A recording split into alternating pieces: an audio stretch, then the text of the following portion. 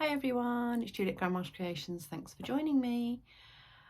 As you can see, I have a new do.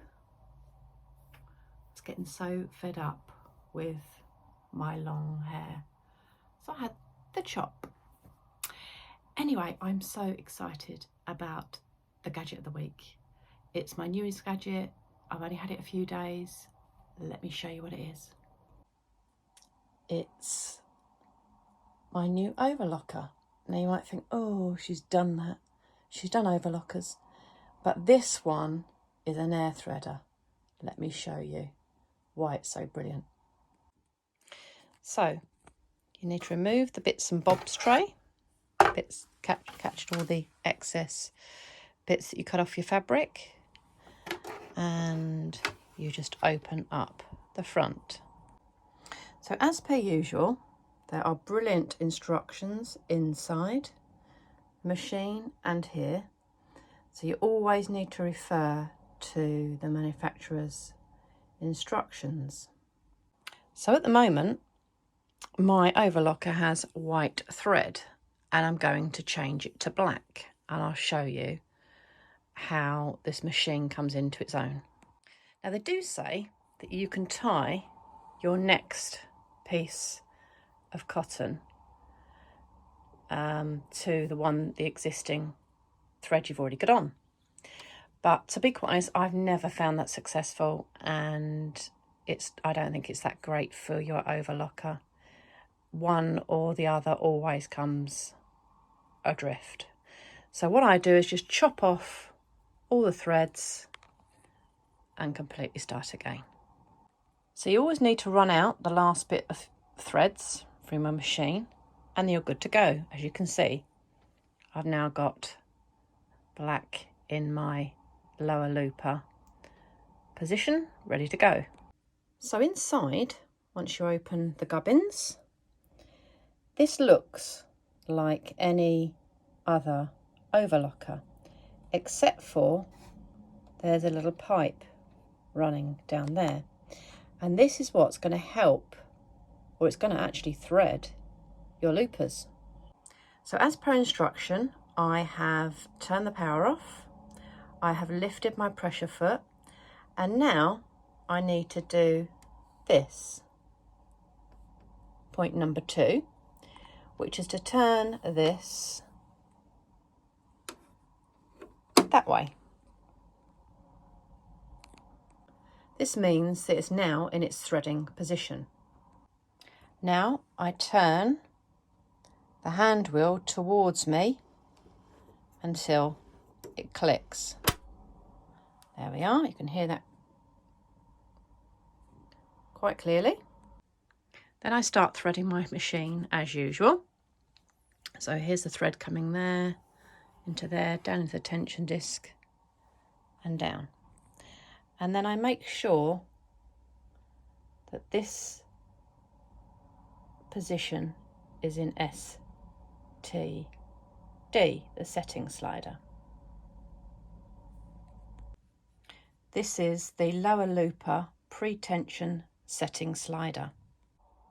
So I'm following because this is the lower looper,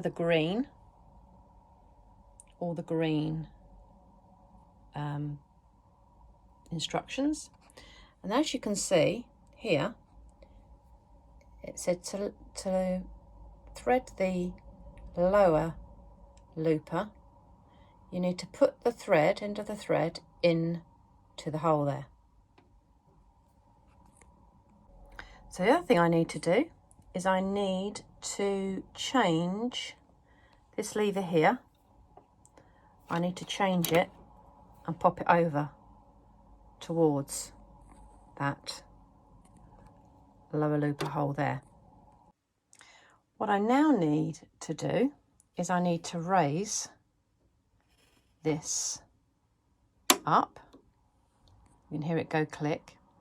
And then when I push that down, that thread will end up through that there lower looper. I'm not sure if you're going to be able to see it because it is done so quickly.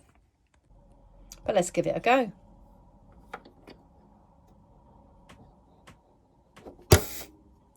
Now, did you hear that air, gust of air?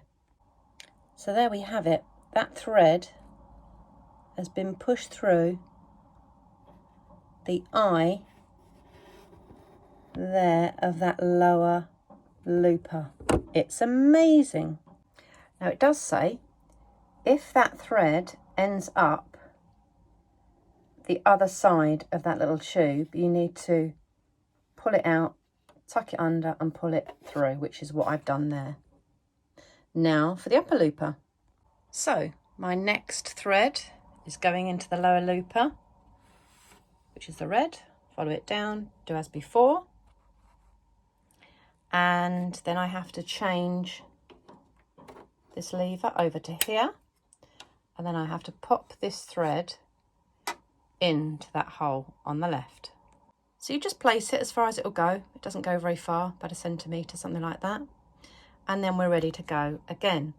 And this will actually shoot the thread through this upper looper. So that's the lower one. And that's the upper one there.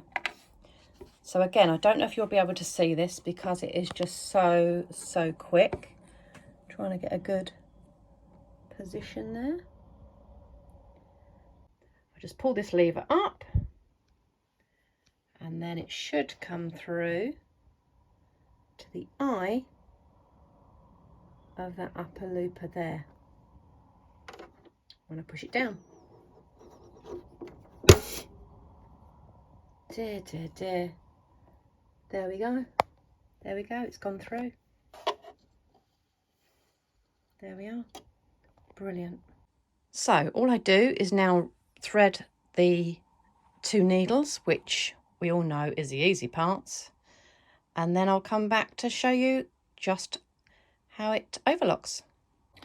So just as a side note, these long tweezers with a small point on the end are fabulous for helping you with an overlocker, getting all those difficult places, even threading your needle, because you need to, it's quite, you know, you need to go under, you need to go over, and it's just really good for helping you get all your threads in the right place.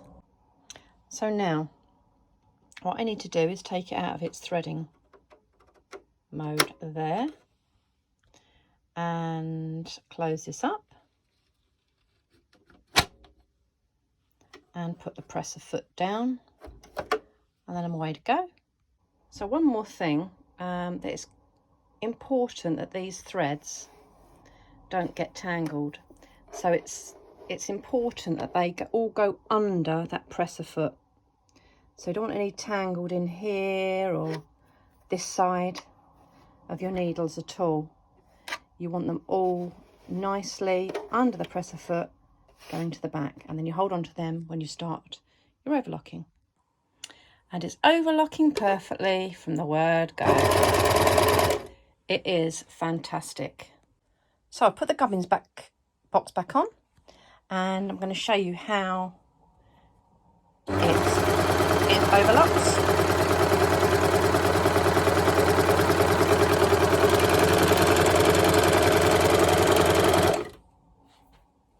There you go. It's brilliant. It really, really is brilliant. It gives such a lovely finish. It's all flat. It's beautiful. I love it. So it's my new gadget. I love it. It was expensive. It was not cheap. It cost about almost 3 times what my other overlocker that I've just sold cost me. But the last time I tried to thread the lower looper, the upper looper and the needles of my last overlocker, it took me half an hour to an hour. So to me that's frustrating, because I do use a lot. I use my overlocker a lot, so it's frustrating to spend that amount of time rethreading something all the time. I mean, partly that's me, because my eyes aren't as good as they used to be, but it does it for you. This air threader just shoots that thread through the loopers using that little puff of air. It's absolutely brilliant. So if you use an overlocker, if you do lots of sewing, if you do lots of dressmaking, or you just want to tidy up the inside of your cushions that you make, they really are handy, because if you don't overlock something that's going to be washed a lot or worn a lot or used a lot, you know, sort of pulled and whatever around, then the seam, the fabric will fray. The fabric will eventually fray if you keep washing your items without overlocking them properly. You can zigzag on a sewing machine, but the overlocker really does give, as you can see, a beautiful finish to everything that you make. And how long did that actually take? I don't know. 4 minutes. And that's because, you know, I was reading the instructions very carefully. I was going through them all. Once you learn how to use anything, it's, you know, it becomes much, much quicker. So it's lovely. I really, really love it. I hope you enjoyed that. I hope you found it useful. And mine's an Elna, but I know there's lots of other companies that do air threaders. So can't wait to get going with it. So I hope you enjoyed that, and see you next week, guys. Keep safe and see you next time. Thanks for watching.